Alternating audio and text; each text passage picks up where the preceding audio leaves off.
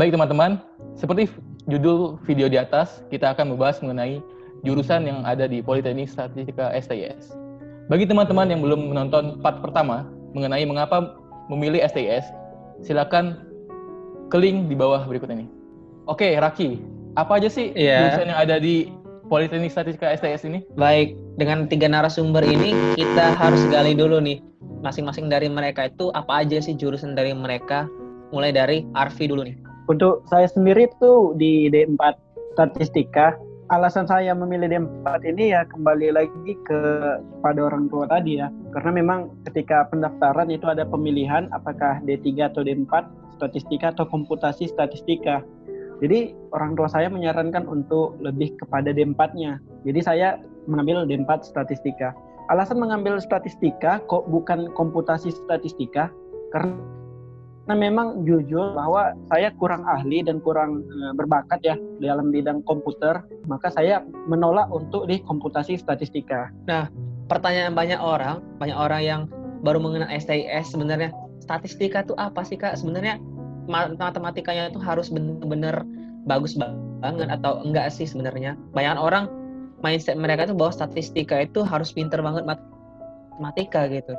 Gimana menurut kamu? Ya, untuk di statistika ini D4, teman-teman itu nggak perlu untuk pintar, tidak perlu, tapi untuk niat belajarnya itu ada. Itu yang paling penting, karena memang seburuk apapun kita sebelum masuk STIS, ketika niat belajar kita itu memang ada, kita akan ditempa untuk menjadi pintar gitu. Jadi bukan berarti karena dia pintar masuk STIS, masuk statistika, bukan, tapi karena memang harus ada niat belajar. Jadi tidak penting itu apakah sulit atau tidak sulit matematika itu, tapi tergantung pada niat belajar dari kita. Ya kalau sulit, semua pasti sulit, ada kesulitan yang menengah, kemudian ada yang sangat sulit. Tapi kembali lagi, kalau kita memang niat kita belajar itu, niat kita penuh gitu, full, pasti perlahan-lahan adaptasi kita pasti menjadi lebih baik. Baik, dari Arfi sendiri, aku bisa simpulin bahwa kita itu tidak harus pintar dari suatu hal. Kalau kita jalankan, kita pasti akan menjadi pintar gitu ya. Mungkin ke Revanza, gimana menurut pendapat kamu, Van? Kenapa saya pilih program studi D3? Karena di sisi ini kan D3 cuma satu-satunya ya, D3 Statistika. Nah, kenapa alasan memilih D3 itu karena lulusnya lebih cepat daripada D4. Itu cuma 3 tahun kuliah kan. Nah, itu jadi bisa langsung terjun ke dunia kerja. Lulusannya nanti D3 itu jadi ASN golongan 2C. Baik nih, tadi kita sudah mendengar pendapat dari Revan kenapa dia memilih D3. Ternyata dia ingin cepat-cepat kerja. Nah, selanjutnya kita akan lanjut ke Novril. Novril, jurusan apa nih di STIS? Aku jurusan komputasi statistik ya, D4. Alasan mengapa memilih D4 komputasi statistik ya. Awalnya itu aku takut gitu kan masuk komputasi statistik. Kenapa? Soalnya kan rumornya itu kan susah gitu kan, sulit gitu kan. Jadinya pas percobaan pertama tahun 2018 itu aku ambil statistika juga gitu kan. Ya jadinya emang terus karena takut sama komputasi kan, dalam arti komputasi ini susah masuknya juga, susah perkuliahannya juga gitu kan. Dengar-dengarnya kayak gitu. Jadinya aku pertama nyoba statistika, D4 statistika. Habis itu gagal kan di psikotesnya gitu kan. Terus aku juga orangnya enggak sosial banget gitu kan. Dalam mungkin ya kalau mungkin aku gagal di psikotesnya itu kan karena nggak sesuai gitu kan. Siapa tahu kan nggak sesuai sama pilihan gitu kan D4 statistika kan. Soalnya tahun 2018 itu pilihannya cuma satu gitu kan. Nggak ada pilihan kedua gitu kan waktu itu. Jadinya mungkin nggak gara-gara itu ya. Jadinya aku juga mikirnya kayak gitu sih. Jadinya percobaan kedua tahun 2019 itu aku nggak mau ambil statistika gitu. Kayak ntar gagal lagi di sini gitu kan. Jadinya pengen nyoba yang lain.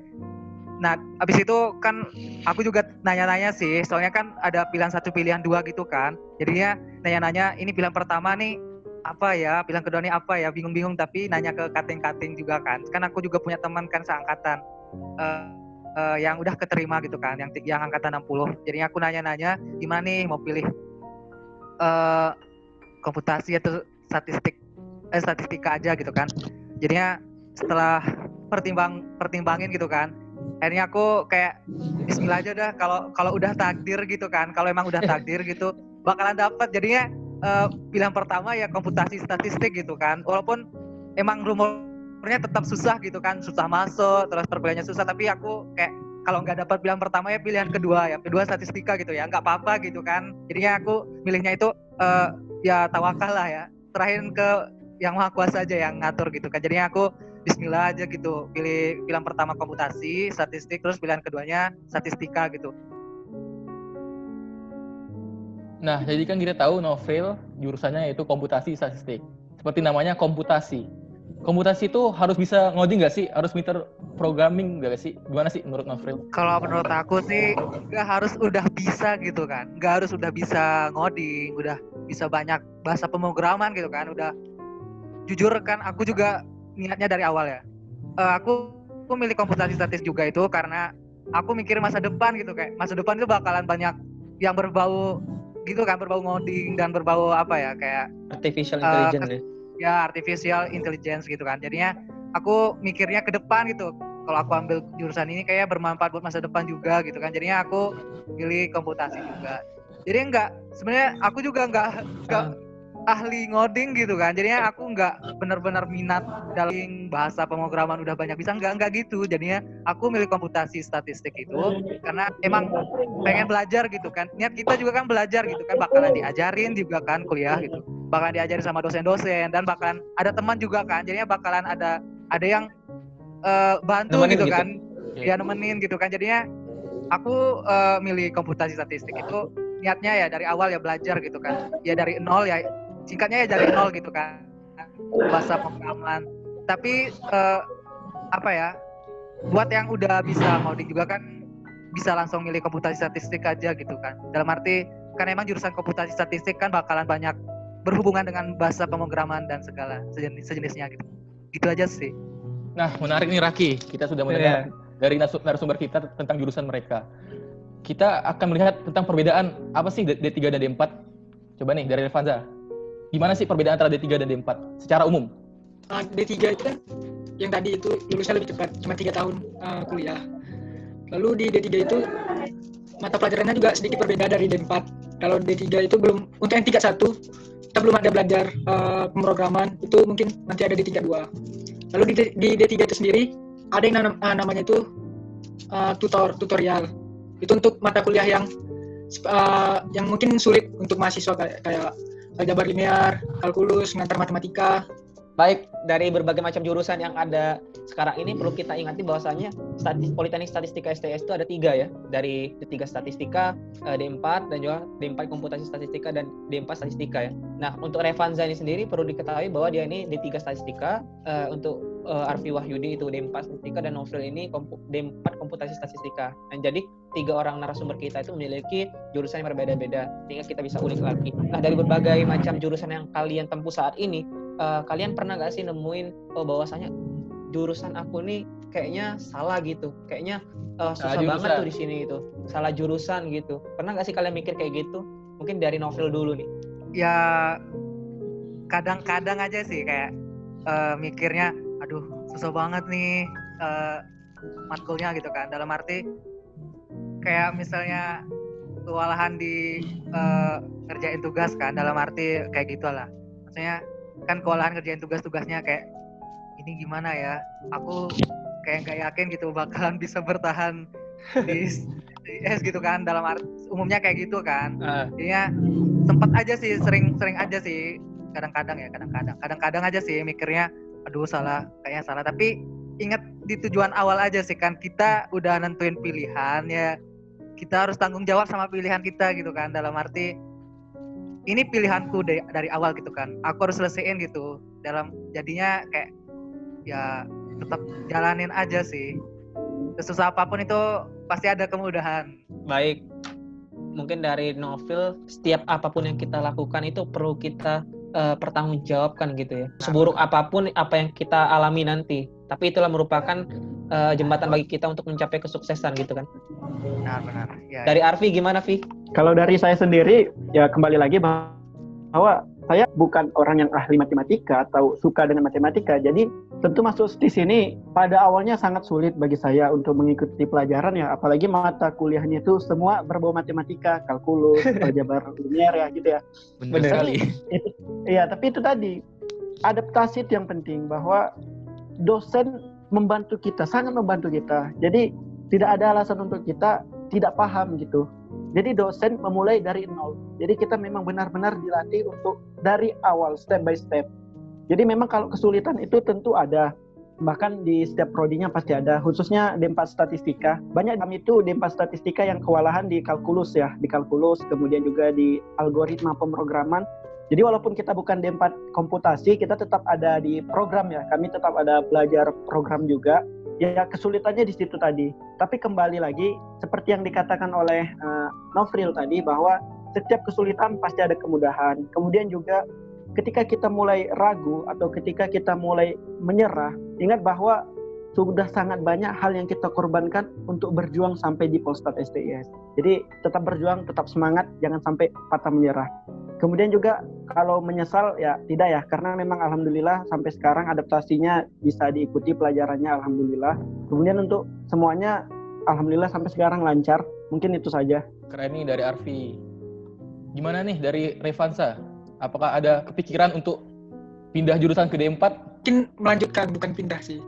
Setelah lulus dari D3 ini. Tapi sejauh ini sih bersyukur di D3 sih. Karena di D3 itu seperti yang tadi, dibanding D4 kan ada namanya tutor. Jadi ada tambahan untuk mata kuliah yang mungkin dirasa susah. Itu jadi bisa memudahkan mahasiswa untuk lebih mengerti mata kuliah tersebut. Nah, cuman di D3 ini mungkin kekurangannya mata kuliahnya lebih padat daripada D4. Jadi mungkin lebih capek aja sih. Tapi kembali lagi ke yang kayak Arfi bilang tadi, kalau misalnya kita udah suka, mungkin kita bakal ngelakuinnya dengan sepenuh hati. Baik, dari beberapa narasumber kita dari berbagai macam jurusan juga, bahwasanya kita tuh harus mengetahui diri dulu, mengetahui potensi kita, dan juga apapun jurusan yang kita geluti itu kita jalankan, bukan kita tidak bertanggungjawabkan, bukan begitu, bener kan? Iya. Nah, ada lagi nih yang bertanya dengan kita nih, STIS itu kan ada sistem namanya sistem DO gitu kan, itu yang paling banyak ditakuti oleh mahasiswa. Nah, siswa-siswi yang ada di SMA sekarang tuh sangat takut dengan adanya DO di Politeknik Statistika STIS. Gimana sih DO itu, definisi DO menurut kalian di Politeknik Statistika STIS itu sendiri? Dari Revan deh. Kalau aku rasa ya, kampus tuh udah ibaratnya ngelindungin mahasiswanya supaya nggak DO. Jadi benar-benar dijaga mahasiswanya. Kayak kalau ada aturan diikuti. Lalu kalau misalnya ada yang kita kurang paham, mungkin materi kuliah, kita bisa bertanya. Jadi mungkin kalau menurutku, kalau misalnya kita udah kuliah benar-benar, udah ikutin aturan yang ada, mungkin kita bisa terhindar dari yang namanya drop out itu tadi. Oke, lanjut. Raki, kita akan membahas mengenai mata pelajaran apa aja sih yang didapati dari mereka. Berapa sih SKS yang didapati dari prodi mereka? Coba nih dari Arfi, gimana nih? Ya untuk SKS sendiri itu mungkin dari prodi D4 Statistika saya kurang mengetahui ya, tapi yang jelas bahwa untuk semester 1 itu ada sekitar 7 mata kuliah kalau tidak salah ya, 7 mata kuliah, ada yang 3 SKS, ada yang 2 SKS. Jadi untuk mata kuliah inti, nah untuk mata kuliah inti ini tadi berkaitan dengan drop out. Jadi teman-teman yang kami di mahasiswa STIS ini jangan sampai di mata kuliah inti itu mendapat 2 predikat yang D ya kalau tidak salah. Nah, jadi ya kita harus pertahankan di mata kuliah inti yang itu 3 SKS untuk meraih predikat minimalnya C. Jadi itu syarat mutlak untuk kita melanjut ke semester 2. Nah, kemudian juga untuk SKS-nya kembali lagi tadi bahwa ada yang 3 SKS, ada yang 2 SKS, itu tergantung dari kepentingan atau prioritas dari mata kuliah. Jadi misalnya kalkulus, bahwa kalkulus itu adalah mata kuliah penting dan inti, maka itu 3 SKS. Kemudian ada mata kuliah tambahan seperti pendidikan katakanlah misalnya yang 2 SKS itu demografi dan lain sebagainya. Itu hanya 2 SKS, seperti itu. Itu dari prodi statistika D4 ya. Lanjut ke prodi komputasi statistik. Nofril, silakan. Untuk komputasi statistik kan sama aja kan, tingkat satunya sama aja kan, sama antara D4 komputasi statistik sama D4 statistika kan sama aja gitu kan matkulnya. Jadinya mungkin aku nambahin aja ya masalah drop out itu. Kan ada minimal pencapaian gitu kan, kayak IP-nya itu kan minimal 2,5 kan. Ya terus setiap matkul kan nggak boleh ada E kan. Terus matkul inti juga kan minimalnya itu kan setidaknya dapat C kan minimalnya, biar aman dari drop out kan. Di situ kalau matkul yang non inti kan itu yang penting nggak ada E kan, jadinya intinya yang penting kita belajar ya kan, tujuan awal kita kuliah ya belajar gitu kan, dalam arti kita harus serius gitu dengan pilihan-pilihan kita gitu kan. Jadinya kalau masalah takut drop out itu dikesampingkan aja gitu kan, jangan takut apa yang belum terjadi itu kan belum terjadi gitu kan, kita masih ada kesempatan gitu untuk memperbaiki diri kan. Misalnya nilai kita jelek gitu kan di suatu matkul gitu, nah kita berusaha gitu di kedepannya itu perbaiki nilai gitu kan. Kita harus dekat sama dosen juga, dalam arti jangan takut sama dosen gitu kan. Kita harus dekat sama dosen yang kita kewalahan gitu kan, kewalahan dalam perkuliahan gitu. Misalnya kita UTS itu kita jelek gitu kan, misalnya nilai kita kalau dalam hurufnya kan misalnya dapat di bawah D kan misalnya, ya kita kan harus berusaha gitu kan, harus dapat nilai maksimal di kemudian kayak UAS-nya gitu kan. Nah kita harus dekat sama dosen, siapa tahu dosennya kan pasti baik gitu kan, dalam nggak ada dosen yang nggak baik kan, pasti dosen tuh mikirin mahasiswanya kan. Jadinya kita harus dekat sama dosen, terus minta bantuan gitu kan, tapi ngomongnya baik-baik juga, jangan nggak sopan kan. Kita mahasiswa gitu kan udah tahu aturan juga kan, masuk di kampus dan segala macam aturannya kan. Nah kita dekat sama dosen gitu, jadinya kalau kita udah dekat sama dosen, kita udah belajar gitu kan, kita tetap berusaha gitu, jadinya kita bakalan terhindar dari drop out itu sendiri gitu. Dalam arti berusaha dan terus berusaha kan, semasih ada kesempatan gitu, manfaatin kesempatan aja sih, pengalaman aja sih kayak gitu sih. Baik, mungkin teman-teman banyak mendapatkan informasi dari Novel. Yang kemudian pertanyaan terakhir aja langsung ya. Ya, pertanyaan terakhir aja langsung, saran nih buat teman-teman yang masih bingung memilih jurusan di STIS, baik itu 3 prodi tadi, D3 statistika, D4 statistika, dan D4 komputasi statistik. Itu gimana sih cara milih jurusan bagi teman-teman siswa-siswi yang pengen masuk Politeknik Statistika STIS? Mungkin dari Revan deh. Mungkin buat kalian yang mau milih D3 itu aku kasih tahu dulu, di D3 ini ada yang namanya, kalau untuk tingkat 2 itu nanti kita ada namanya praktikum ubinan. Nah itu nanti kita ada praktikum di luar dari kampus. Lalu di D3 ini kita ada pelajaran tutor tadi, jadi lebih mudah untuk mengerti mata kuliah yang ada. Terus di D3 juga lulusnya lebih cepat daripada D4 kan, jadi bisa dapat kerja langsung. Nah itu dari D3. Gimana dari Novel KS? Kalau dari aku ya, kalau mau milih jurusan kan, kembali ke minat aja sih. Kan tadi udah dijelasin gitu kan, antara komputasi, D4 komputasi statistik sama D4 statistika kan, kalau tingkat 1 kan sama aja gitu kan, matkulnya masih sama gitu tingkat 1. Kalau tingkat berikutnya kayak 2 dan seterusnya kan, itu kan bakalan beda gitu kan. Statistika bakalan fokus ke statistikanya, kalau komputasi statistik kan ke pemrogramannya gitu kan, pemrograman yang tetap berkaitan dengan statistika gitu. Jadinya kembali ke minat kalian masing-masing gitu kan, minat kalian itu minatnya apa sih gitu. Kalau minatnya punya minat belajar bahasa pemrograman ya masuk komputasi statistik gitu. Kalau misalnya enggak minat di pemrograman ya ambil statistika ya, D4 statistika gitu kan. Jadinya kembali ke diri masing-masing aja sih. Kedepannya itu kalian tujuannya apa sih kedepannya gitu. Pikirin masa depan kalian mau ngapain. Apa kalian itu pengen jadi ahli pemrograman gitu kan, ya ambil komputasi statistik itu bisa dipilih lah. Terus kalau misalnya tetap fokus ke statistika aja gitu kan, ya ambil statistika. Ya walaupun statistika juga kan tetap ada diajarin pemrograman, tapi kalau mau fokus ke pemrograman ya ambil komputasi statistik. Baik, untuk Arfi D4 statistika gimana nih? Ya ini hanya untuk sekedar tambahan aja bahwa memang benar tadi kata Revanja dan Novril bahwa sesuai dengan minat. Tapi perlu diketahui bersama sekedar informasi bahwa nanti D4 statistika itu akan terbagi ke 2 jurusan lagi, yaitu studi kependudukan dan studi ekonomi. Jadi teman-teman yang kira-kira hobi di sosial, di berkomunikasi dengan orang lain itu bisa mengambil D4 statistika dengan harapan jurusan nanti adalah D4 studi kependudukan. Kemudian juga teman-teman yang ingin ekonomi, katakanlah seperti yang teman-teman yang ingin ke STAN tapi tidak bisa di STAN karena tidak buka pendaftaran, itu bisa juga di D4 statistika karena nanti ada jurusan yang namanya studi ekonomi.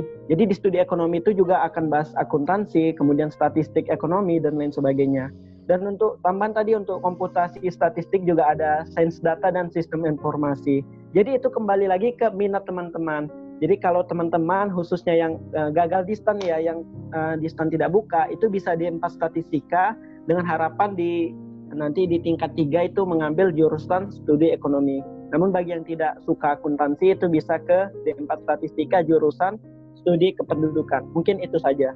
Nah, tadi kan sudah dijelaskan oleh Arfi, ada penjurusan di D4. Kita dengar langsung nih pendapat Novril tentang penjurusan di KS tadi, belum dijelasin. Coba jelasin kembali. Untuk penjurusan di KS itu pokoknya yang D4 kan ada penjurusan di tingkat 3 kan. Kita ada penjurusan gitu. Penjurusannya juga bakalan lihat nilai-nilai kita di tingkat 1 dan tingkat 2 kan. Jadinya kalau penjurusan kan yang statistika kan ada juga kan. Kalau di KS juga ada, di komputasi statistik juga ada gitu. Ada 2 kan. Udah disebutkan sama Arfi kan. Itu pertama itu sains data, yang kedua itu sistem informasi. Nah kalau nanti bakalan milih juga kan, kita dikasih pilihan gitu kan, pilihan yang kita pilihan pertamanya apa, pilihan keduanya apa gitu kan.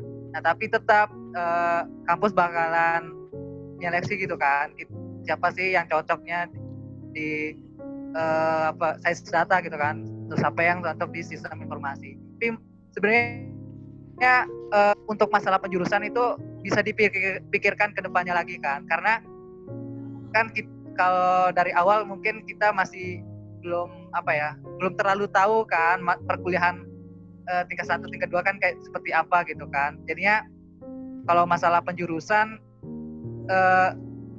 ini proses aja sih, kayak biarkan waktu aja sih kita yang bakalan kasih tahu kita tuh bakalan cocoknya di mana gitu kan. Baik, dari berbagai macam narasumber kita ini, teman-teman kita dari Politeknik Statistika SIS ini mengungkapkan bahwa setiap jurusan itu punya kelebihan dan kekurangan masing-masing ya. Dan juga yang bisa memahami diri kalian itu ya diri kalian sendiri, bukan orang lain. Makanya sebelum mengambil langkah, pikirkan terlebih dahulu. Doa pada orang tua itu memang lebih manjur ya kan. Kemudian tawakal.